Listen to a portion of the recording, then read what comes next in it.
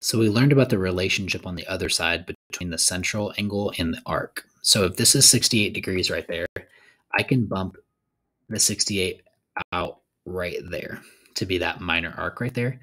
And when it's asking for MEF, that's just asking for the measure of EF. How big is EF? So this question I'm already done. 68 degrees, good to go. So that was a quick one.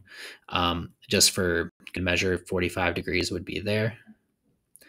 And if you were given that this is a diameter, okay, you would need to know, hopefully, you would need to figure out what that question mark is between D and F, D and E. And you should hopefully see that the green plus the purple and the 68 should all make half the circle, which would mean that they have to add up to 180. But we'll let another question figure that out for us. So part 2 looks at DF. So that's this situation there, D to F. Some students like to add these up in the beginning and bump it out. I personally like to just put 70 degrees and 44 degrees out there.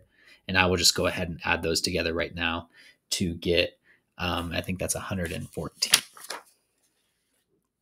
So again, adding those together, I get 114 degrees total. So again, you're either bringing out the central angle or in the future, you'll be putting the arc back into the central angle down there. So if we've got KJ over here, looking for KJ. So I can move the fact that I don't love this question because you kind of got to like go right here. You got to be a little bit clever here. And hopefully you're noticing that those are actually vertical angles, forcing you to move actually that 50 degrees right there. And then consequently bump it out to the outside there. So KJ would be 50 degrees. Okay. If I asked you for something like this arc over there, that KG arc, you would need to know that this is a diameter. Next one, XV. So if I'm looking for X to V, so that's all of this stuff right there. I got to use those three angles, that 37, the 33, and the 87. I got to add up all those together, and then I would get 157 degrees. Again, I'm adding those three guys up right there. Okay. Now, this is the first one with 3 letters, which again, hopefully is a reminder that that's a major arc. Okay. So J to L to I. That's this guy right there.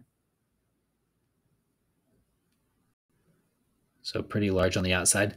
That's everything except the IJ right there, which if you're looking at it familiarly to this question up there, you can actually, using vertical angles, bump the 50 to there and then to there.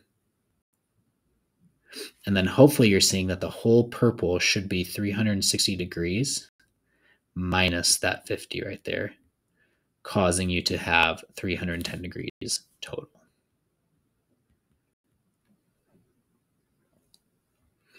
So for this question here, I'm going to tell you that HK is a diameter right there. So if that's a diameter, that makes this 60 degrees in the 120 a linear pair. They're right next to each other. And then hopefully you can see that we have another vertical angle situation, causing this to be 60 down there.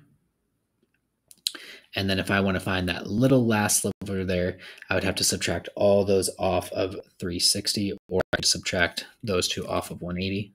So if I just did 180 minus 75 and minus 60 right there, that would give me an angle of 45 degrees.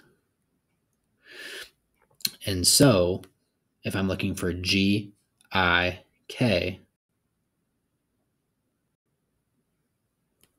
oh man, I did all that work. I did not need to do all that work. I'm wasting your time. Sorry.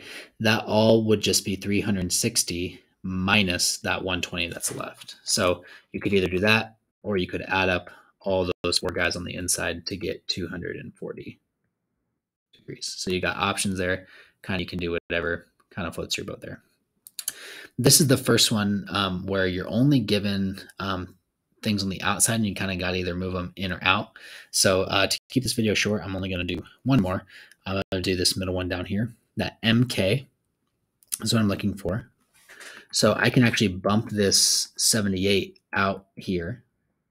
Okay, and if I'm looking for just the measure of M to K, all I got to do is add up 80 and 70 to get 158 degrees.